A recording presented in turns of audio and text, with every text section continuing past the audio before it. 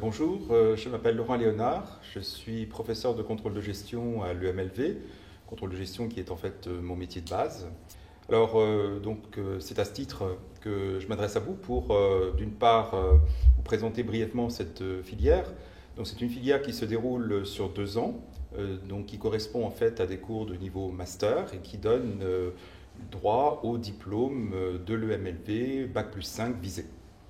Alors, les enseignements, en fait, on va y retrouver tout ce qui est nécessaire pour former de très bons professionnels dans les 3 grandes branches que constituent les directions financières, les directions comptables et les directions contrôle de gestion et audit des entreprises. Enfin, entreprises au sens large, puisqu'on peut très bien avoir également des professionnels qui se destinent à travailler notamment dans le secteur associatif, dans des organisations à but non lucratif, voire dans le secteur public. Donc, nous formons majoritairement des contrôleurs de gestion qui peuvent être aussi bien dans des services centraux que dans des unités opérationnelles, dans tous les secteurs d'activité. Alors, les enseignements eux-mêmes, en fait,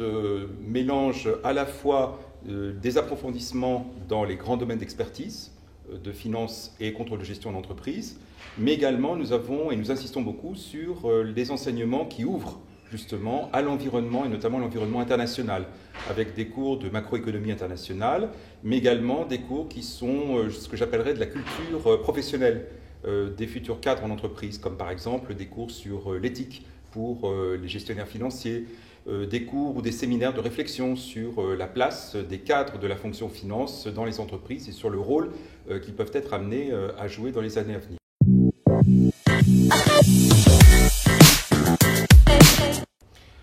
Alors, en ce qui concerne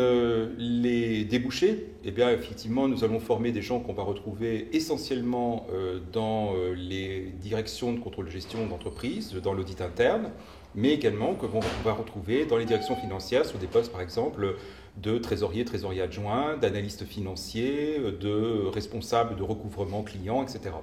Donc c'est quand même relativement large en termes de débouchés et nous avons actuellement un très bon taux de placement puisqu'on a même des apprentis qui sont embauchés définitivement avant même d'avoir terminé tout à fait le cursus apprentissage.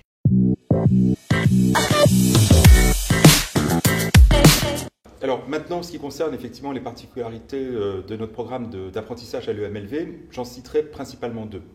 La première, c'est que nous appliquons à la lettre le mode de fonctionnement d'un centre de formation continue. Nous considérons finalement que ce sont les entreprises, nos clients, qui nous font venir dans nos locaux leurs salariés pour continuer à suivre leur formation et obtenir le diplôme.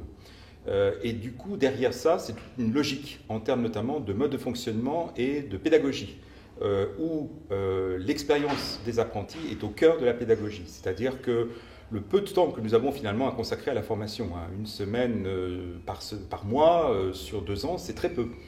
Très peu, surtout pour obtenir un diplôme au niveau master. Eh bien, du coup, ce temps précieux de formation, nous le consacrons essentiellement à des applications sur des cas, sur des discussions au sein du groupe, avec le professeur, et en se servant le plus possible de l'expérience, voire des études de cas venant des apprentis eux-mêmes. Donc tout le temps d'acquisition de connaissances est plutôt fait en amont par des lectures qui peuvent être individuelles, par tout moyen, notamment le recours au e-learning. Et encore une fois, l'essentiel de la pédagogie est une pédagogie interactive dans des petits groupes, pas plus de 24 apprentis par classe, et encore une fois centrée sur l'apprentissage par la confrontation avec les expériences des uns et des autres. Donc ça, c'est vraiment notre première particularité. La seconde, c'est que nous mettons un accent très fort sur l'encadrement des apprentis. C'est plus que de l'encadrement, c'est plus du coaching en fait, selon le terme à la mode. C'est-à-dire que chaque apprenti, comme le prévoit la réglementation, a effectivement un maître d'apprentissage dans son entreprise et un tuteur au niveau de l'école. Mais en fait, on essaye effectivement, de par le mode de suivi des apprentis, très régulier, très exigeant, très précis, de vraiment suivre le déroulement de carrière de chaque apprenti dans son entreprise sur les 2 années, en essayant à chaque étape de trouver effectivement à travers les objectifs qui ont été atteints par l'apprenti, des possibilités, des opportunités d'évoluer, de prendre en charge de nouveaux dossiers, d'étendre ses domaines de compétences, ses champs de responsabilité, et finalement de faire de cet apprentissage un vrai début de carrière, pleinement, de façon à ce que, effectivement, à la sortie, l'apprenti puisse complètement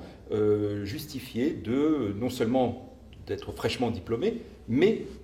tout en étant finalement un professionnel déjà expérimenté sur 2 ans.